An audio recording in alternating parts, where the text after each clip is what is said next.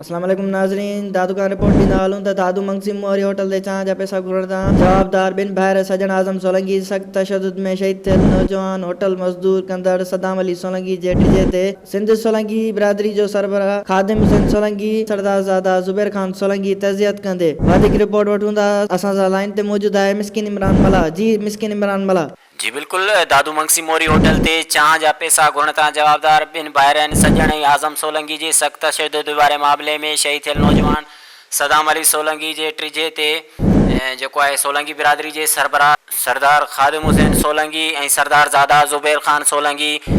कायम नंगर कॉलोनी पहुची मक़तूल जे वारसनि सीनियर सहाफ़ी सरवर जलाल सोलंकी जावेद सरवर असगर इम्तियाज़ काशिफ ख़ादिम अयाज़ सोलंकी ऐं ॿियनि सां ताज़ियत कंदे चयो त सोलंकी उहो नाहे जेको पंहिंजी बिरादरीअ जे माण्हूअ खे क़त्ल करे जवाबदार भली बिरादरीअ जो हुजे खेसि बख़्श न कयो वेंदो, खेसि कानून जी गिरफ़्त में आंदो वेंदो। जवाबदार केॾा बि बाअसर छो न हुजनि उन्हनि जी हिकु बि न मञी वेंदी। हीउ वॾो ज़ुल्म आहे जो चांहि जे कोप ते बेगुनाह वालदेन जे सहारे खे बेदर्दी सां क़त्ल कयो वियो आहे। हुननि वधीक चयो त SSP दादू ऐं SHO दादू फौरी तौर ते जवाबदार गिरफ़्तार करे ॿी सूरत में पुलिस जी लापरवाही ख़िलाफ़ मुल्क गैर एहतजाज जो सिलसिलो कयो वेंदो। जी